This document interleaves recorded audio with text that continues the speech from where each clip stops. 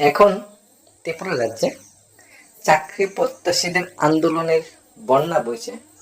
বইবেই না কেন, গভর্নমেন্ট থেকে চাকরির নোটিফিকেশন দিয়ে তা পূরণ করতে বছর সময় লেগে যায়।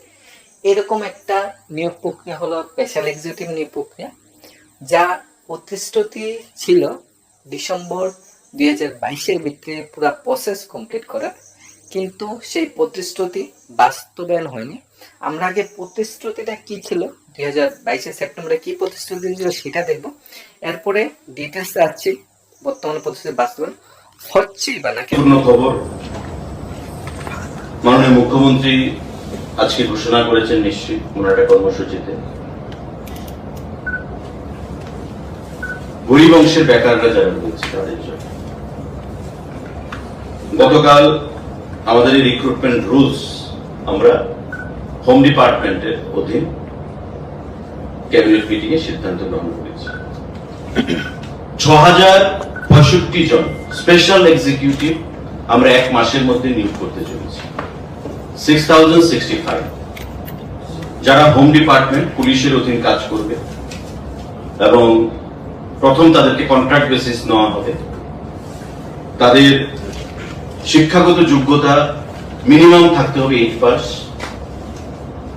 এবং এসপি জেলার যারা এসপিরা রয়েছেন তারাই হবে তাদের রিক্রুটমেন্টের মাধ্যম, এসপির মাধ্যম। আমাদের দীর্ঘদিন ধরে আমাদের ইচ্ছে ছিল চাকরির দরজা খুলে দেওয়ার জন্য।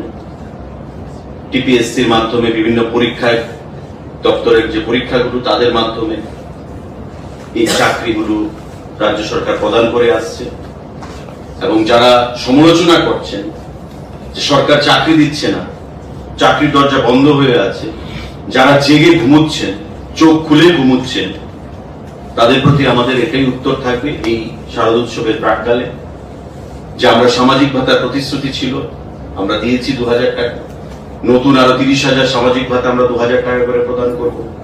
তৎসঙ্গে 6065 জন স্পেশাল এক্সিকিউটিভ যারা হোম ডিপার্টমেন্টের অধীন কাজ করবে, পুলিশের সঙ্গে থেকে বিভিন্ন পিএস গুলোতে, বিভিন্ন থানা বা পুলিশ হেডকোয়ার্টারে বিভিন্ন জায়গায় থেকে আমরা রিক্রুট করতে চলেছি। আগামী 1 মাসের মধ্যে প্রসেস আমরা স্টার্ট করব এবং হোপফুলি আগামী নভেম্বর বা ডিসেম্বরের মধ্যেই আমাদের এই নিয়োগ প্রক্রিয়া আমরা সম্পূর্ণ করব।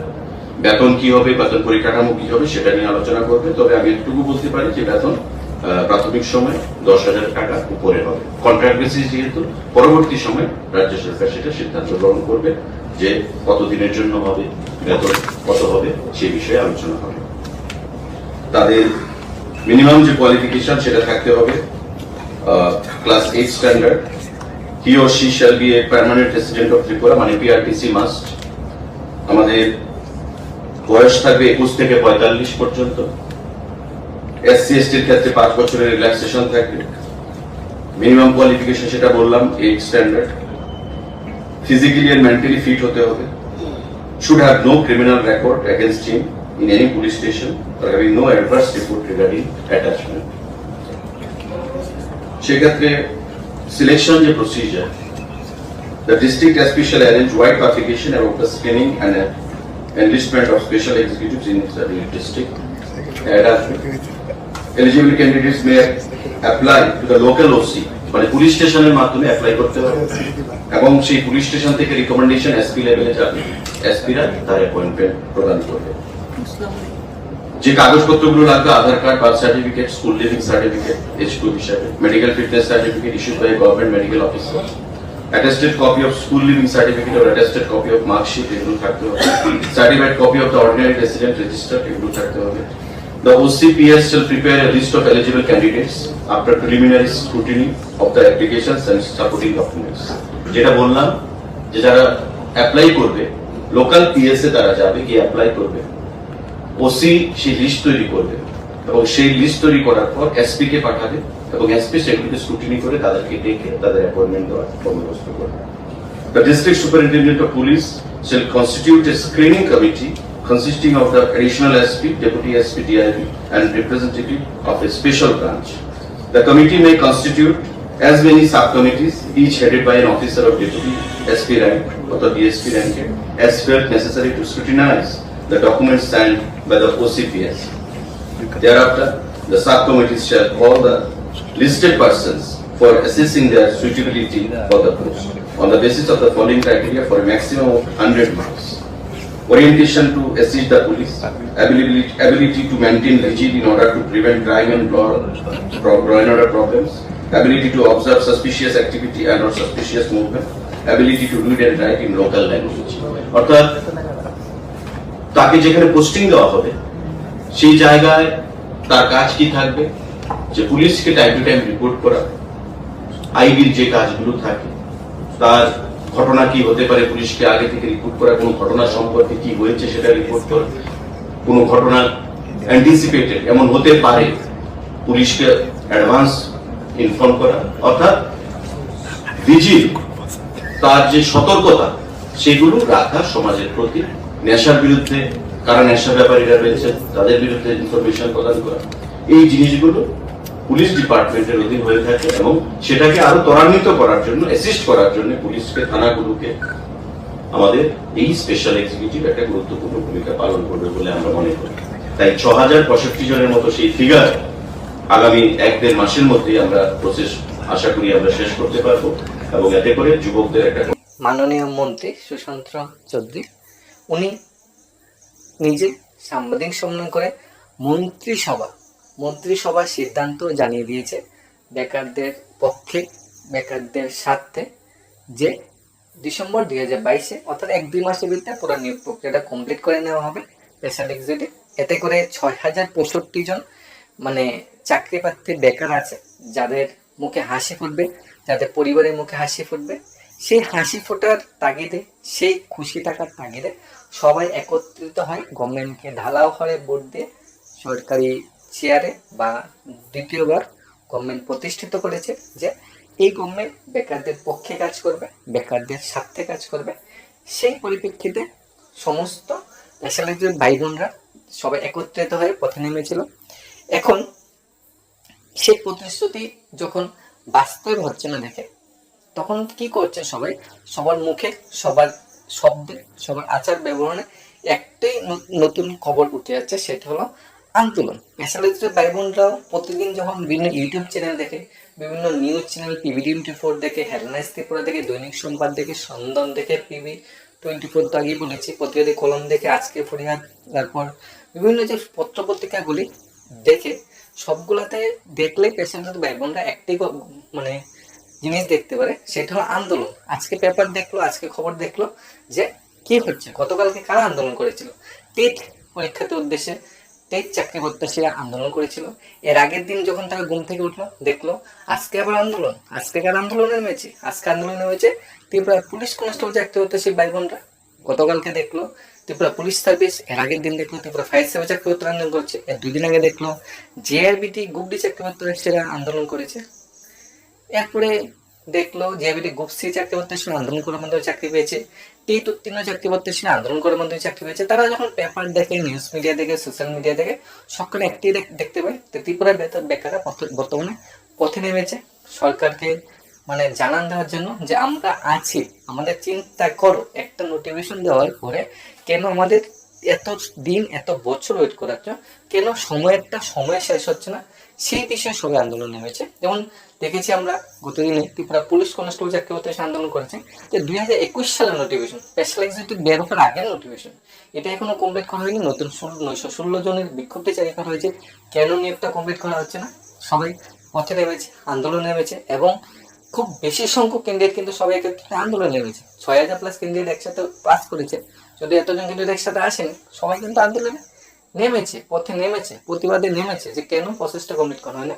তারপর তড়িঘড়ি করে তাদের বলা হয় 3 মাসের ভিতরে পুরো প্রসেসটা, নিয়োগটা শেষ করা হবে। আদৌ শেষ করা হবে কিনা, নাকি আবার আন্দোলন নামতে হবে, সেটা পরে বিষয়। তবে তারা আন্দোলন নামার ফলে কিন্তু গভর্নমেন্ট একটা কি দেখেছে, যখন ত্রিপুরা পুলিশ চাকরি প্রত্যাশী প্রথম আন্দোলন নেমেছিল, তখন তড়িঘড়ি করে কিছুদিন ভিতরে 3টি ডিফেন্সকে ফাইনান্সকে দিয়ে দিচ্ছে। এখন যখন আমার আন্দোলন নেমেছে, তখন কি জানতে পারলো 2-3 মাসের ভিতরে পুরো কমপ্লিট হবে। যদি ঘরে বসে থাকতো সেটা তো জানতে পারতো না। ফায়ার সার্ভিস পরীক্ষা দিয়ে বসেছে, চাকরি নেই, কত বড় সংখ্যক ক্যান্ডিডেট একসাথে হয়ে আন্দোলন নেমেছে, আমরা 2 দিন আগের খবর, এবং তারও একটা প্রতিশ্রুতি পেয়েছে খুব শীঘ্রই শেষ করে হবে।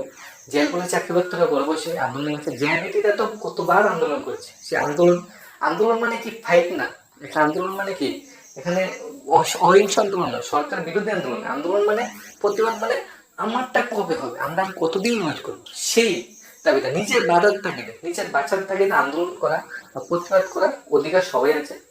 দেশের সংবিধানে সে অধিকারটা সবাইকে দিয়েছে। এই আন্দোলনের নিউজগুলি পেশাজীবী চাকরি করতে সে ভাই বোনরা দেখতে পারে প্রতিদিন, এবং তারাও ভাবছে কিভাবে তারাও একটা স্টেপ শুরু করতে হবে, কিভাবে আন্দোলন প্রতিফলন করতে হবে। কারণ যতক্ষণ না পর্যন্ত সরকারকে জানান দেওয়া যায় যে আমরা কষ্টে আছি, আমরা ডিপ্রেশনে আছি, আমরা দুঃখে আছি, আমাদের কথা চিন্তা হবে, ততক্ষণ মতো সরকার কোনো চিন্তা ভাবনা করছে না। কারণ জিআইবিটির তার আন্দোলন করাতে জিআইবিটির রেজাল্ট বের হচ্ছে, পুলিশ কমিশনকে আন্দোলন করে জানতে পারছে 2-3 মাসের নিয়োগ হবে, টেট চাকরি প্রতিষ্ঠা আন্দোলন আমরা জানতে পেরেছি এবছর টেট পরীক্ষা হবে। মানে এইরকমই চলছে। যারা আন্দোলন করে বা যারা মানে ক্ষমতা দেখে নিজের অধিকারটা যারা আদায় করতে পারছে তারাই বেস্ট। যারা ঘরে বসে থাকছে বা সবাই তো আন্দোলন করছে না, মানে যারা সরকারের কাছে মেসেজ দিতে পারছে না যে আমাদের নিয়োগটা বেশি, তারাই বর্তমানে ঝুলছে। এবং 1-2 বছর না, 3 বছর 4 বছর ধরে ঝুলছে, কবে শেষ হবে সেটাই দেখার বিষয়। এখন গভর্নমেন্টও দেখছে যে যারা আন্দোলন করছে তাদের আন্দোলন আগে দিতে হবে, কারণ তাদের ভিতরে খিদাটা বেশি, তাদের ভিতরে চাহিদাটা বেশি, তারা আন্দোলন পথে নেমেছে, তাই তাদের আগে দিয়ে দিতে হবে, তাদেরকে শান্ত করতে হবে। আর যেই সব চাকরি প্রার্থীরা বর্তমানে আন্দোলন করছে না, যেই সব পোস্টগুলো বা যেই সব ভ্যাকেন্সির জন্য বর্তমানে বা চাকরির নোটিফিকেশন আন্দোলন করছে না, তাদের হয়তো কিছুদিন পরে দিলে চলবে। বর্তমানে ত্রিপুরার যে যতগুলো চাকরির নোটিফিকেশন বেরিয়ে, যতগুলো চাকরি প্রসেস চলছে, যতগুলো পাইপলাইনে চাকরি আছে, সমস্ত চাকরি প্রত্যাশা আন্দোলন হয়েছে। এখন তো পেশাদারদের বাইমনরা, তোমাদেরও হয়তো একদিন সেই দিনটা আসতে পারে, যদি এখনো সেই দিনটা আসেনি, গভর্নমেন্টের উপরে তোমরা আরো কিছুদিন বিশ্বাস রাখতে পারো। কিন্তু হয়তো শেষ সময় পেশাদারদের বাইবনরাও সেভাবে আন্দোলনে নামতে পারে। কিন্তু পেশাদারদের বাইবন আন্দোলনে নামলে কিসের ভিত্তিতে আন্দোলন? আন্দোলন তো একটা নাম ভিত্তি থাকে। এবং জিআইবিটি কুবরির আন্দোলন নেমেছিল, তারা রিটেনের রেজাল্ট পাস করেছে, আন্দোলন নেমেছে। পুলিশ কনস্টেবলরা পাস করেছে, আন্দোলন নেমেছে। জেল পুলিশরা ফিজিক্যালি পাস করেছে, আন্দোলন নেমেছে। ফায়ার সার্ভিসে রিটেন দিয়ে বসে আছে, রেজাল্টের জন্য আন্দোলন নেমেছে। টেট উত্তীর্ণরা পাস করে বসে আছে, রেজাল্টের জন্য আন্দোলন করছে। কিন্তু স্পেশালিস্ট প্যানেলটা কিসের জন্য আন্দোলন করে? তারা কি ইন্টারভিউতে কত মার্কস পেয়েছে জানে? তারা কি পাস করেছে জানে? সবাই তো অন্ধ করে। কারণ পরীক্ষা কেউ 10টাতে 10টা কোশ্চেন দিয়েছে, কিন্তু 100তে 20 পেতে পারে। কেউ 10টাতে 4টা দিয়েছে, 100তে 100 পেতে পারে। কিভাবে প্রমাণ করবে ভাইভাতে কত পেয়েছে? তাই আন্দোলন মানেই সবকিছু পেয়ে যাওয়া, সেটাও বড় ব্যাপার না। আন্দোলনের একটা সোর্স, আন্দোলনের একটা উৎস, একটা মোটিভ থাকে মানে। কিন্তু পেশাগত চাকরিতে যাবো না, আমি দেখছি না বর্তমানে আন্দোলনের কোনো মোটিভ আছে। কারণ আমরা আমাদের যে নিজের জায়গাটা, সেটা আমরা বুঝতে পারছি না, আমি পাবো কি পাবো না। অথবা আন্দোলনে নামলে আমি ধরে নাও আমি স্পেশালি যদি এক্সাম হতো, 100তে এক্সাম হতো, আমি 70 পেয়েছি, 60 পেয়েছি, 50 পেয়েছি, পাস করেছি, আন্দোলনে নেমেছি, চাকরিটা পাবো, কনফার্ম পাবো, ঠিক আছে। কিন্তু আমি তো স্পেশালিস্ট চাকরি হতে আমি তো জানি না আমি কত পাবো।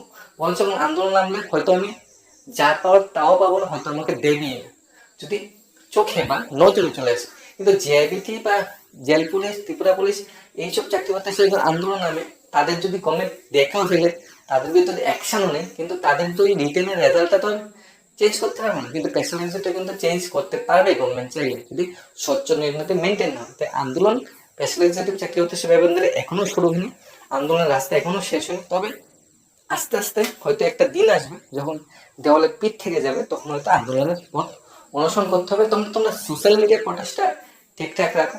যখন আমি দেখছি সবাই সোশ্যাল মিডিয়ার প্রটেস্টটা ঠিকঠাক রাখছে, যখন মন্ত্রী মিনিস্টার কোনো সোশ্যাল মিডিয়াতে পোস্ট করছে, লগে লগে নিচে সেটে দিচ্ছে যে স্পেশালিস্ট চাকরি হতে সে কথা চিন্তা করুন। এই জিনিসটি তোমরা ঠিকঠাক রাখতে পারো। আন্দোলন প্ল্যান নামতে হলে অনেক সময় একসাথে নামতে হবে, তুমি একজন দুজন নামতে হবে না, তোমাদের ভিতরে একটা ম্যাক্সিমাম নাম্বার সংখ্যা, যেটা সব একত্রিত হতে হবে। এবং নিজেকে শক্তি যোগে সব ভয় থেকে উপেক্ষা করে সেখানে নিয়ে করতে হবে। সেই সময়টা এখনো আসেনি, আরো কিছু ওয়েট করতে হবে। তবে সময় যখন তোমাদের আসবে, তোমরা তখন অবশ্যই সাড়া দেবে। কারণ আমরা বেঁচে আছি, আমরা এখনো মরে যাইনি। সরকারকে আমাদের নিয়ে যতই টার্গেট না করো, যখন আমার দেওয়ালে পিঠ থেকে যাবে, আমার এদিকে যেদিকে যাওয়ার কোনো রাস্তা থাকবে না, তখন বাঁচার জন্য কিন্তু আমার সাড়া দিতে হবে। বাঁচতে হলে মানে কি করতে হবে? নিজের যে আছে, নিজের অস্তিত্বটা চাকরি দিতে হবে, নাহলে সবাই পেরে মেরে হিস্ট্রি চলে যাবে, তা সরকারও তার শত্রু। তাই তোমরা বর্তমানে আস্তে আস্তে সবাই একত্রিত হওয়ার চেষ্টা করো। সরকারের কোশ্চেন করতে হলে একত্রিত হতে হবে, আর কিছুটা নিজেকে সময় দাও, কারণ তোমার নাম্বারটা কত সেটা তোমার জানা নেই, তুমি কিসের ভিতরে আন্দোলন করবে। নিজেকে শত্রু বানাতে যেও না, নিজেকে বন্ধু বানাতে যেও না। অ্যাটলিস্ট যদি শত্রু বন্ধু বানানোর ইচ্ছা থাকে, সংখ্যা বৃদ্ধি করতে হবে, সংখ্যা প্লাস বৃদ্ধি করতে হবে, যাতে সবাই একত্রিত হতে পারে, এরপর রাস্তায় নামতে হবে। নিজে একলা রাস্তায় নামলে সেটা বেলো থাকে না, যখন তোমার সাথে আরো 200 জন পিছিয়ে থাকবে তখন সেটা বেলো থাকবে, সরকার অনেকটা চাপে পড়বে। তাই আবার বলছি, এখন আন্দোলনের সময় হয়নি, আস্তে আস্তে নিজেদের সবাইকে একত্রিত করো, তারপর সরকারের উপর চাপ ফেলার চেষ্টা করো, কারণ গভর্নমেন্ট প্রতিশ্রুতি যেটা দিয়েছে সেটা কিন্তু বাস্তবে ফুলফিল করছে। ধন্যবাদ সবাইকে।